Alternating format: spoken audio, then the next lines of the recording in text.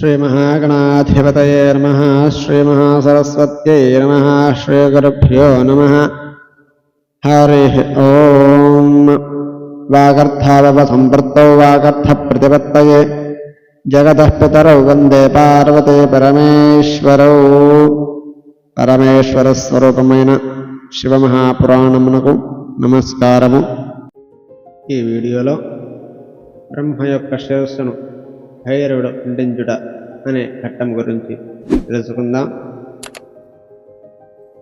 మునుపు ఘట్టంలో చెప్పినట్లుగా సకల దేవతాగణం చూస్తుండగా విష్ణువునకు తనతో సమాన స్థానాన్ని కల్పించాడు పరమేశ్వరుడు. అసత్యమడైన బ్రహ్మగారి దర్పాన్ని అణచాలనే కోరికతో మహాదేవుడు తన భూమధ్యం నుండి భైరవుడనే మహాపురుషుడిని సృష్టించాడు.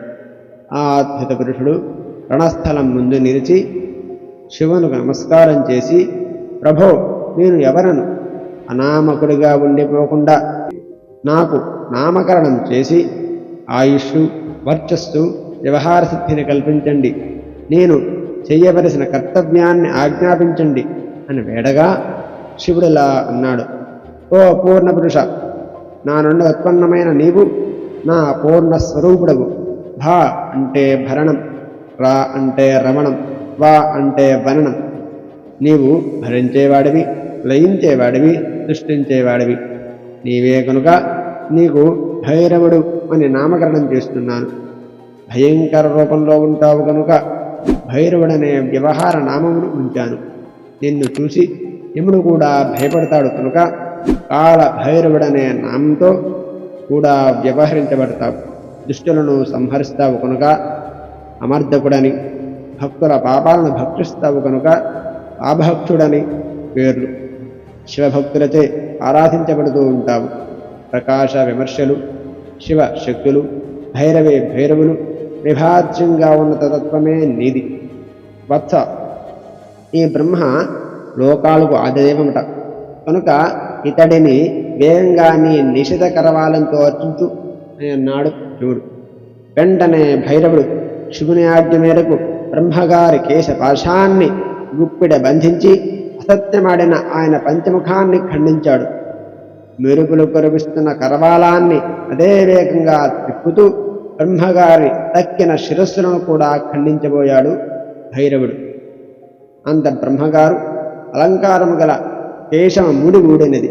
ఉత్తరయ్యము జాడమరిచెటో వెళ్ళిపోయినది. చలికాలంలో చిన్నపిల్లవాడికి అన్నిటితో స్నానం చేయిస్తే అలా వణికిపోతాడు. అలా వణికిపోతూ మొదలు నరికిన చెట్టులా భైరవుడి పాదాలపై పడ్డాడు బ్రహ్మదేవుడు. అంత దయాళువైన విష్ణువు దీనుడైన బ్రహ్మను రక్షించాలనే ఉద్దేశ్యంతో మహాదేవుడైన శివుని పాదాలపై పడి కన్నీటితో అభిషేకం చేశాడు.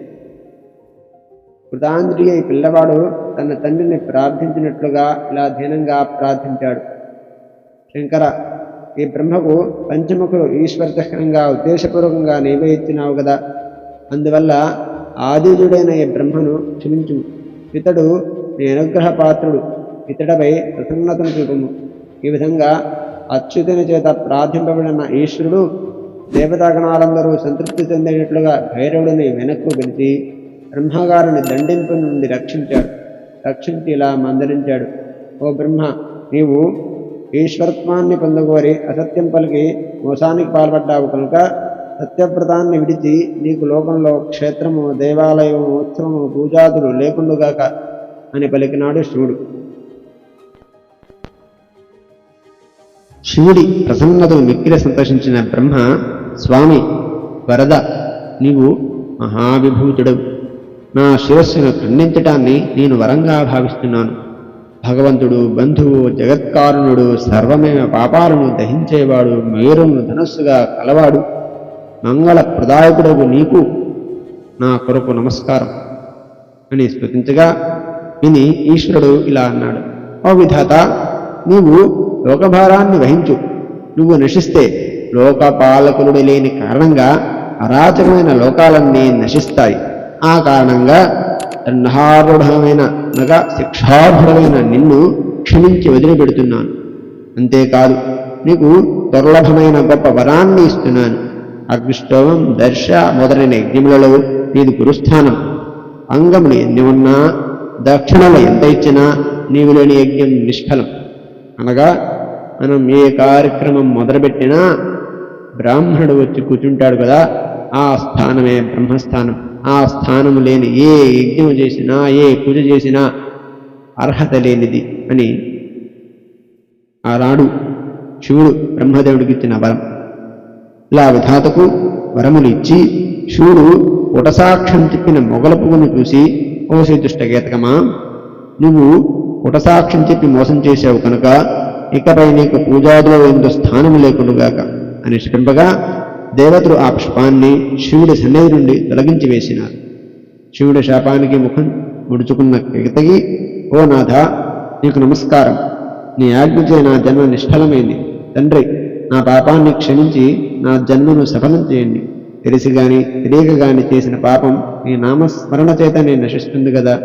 అట్టి నిన్ను నేను దర్శించినాను కనుక ఇక నాకు అనృత దోషం ఎక్కడిది అనే సభామాధ్యమునందు ప్రశ్నించగా శివుడిలా అంటున్నారు. ఓ కేతకి, ఈశ్వరుడైన నేను పలికినది విధివాక్యం కావున నిన్ను నేను ధరించను. అంతేకాదు, నువ్వు చేసిన తప్పుకు శిక్షగా నువ్వు ఎప్పుడూ ముడుచుకునే ఉంటావు. ఇతర పుష్పముల వలె నీకు వికసించడం ఉండదు. నీకొక వరం ఇస్తున్నాను.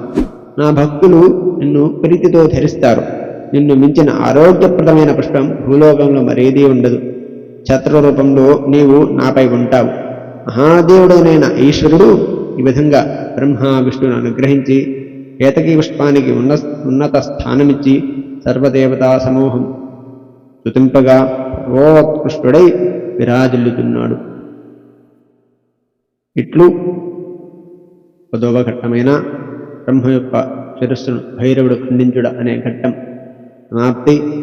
రేపటి వీడియోలో శివరాత్రి అరుణాచలం యొక్క మహత్యం గురించి తెలుసుకుందాం.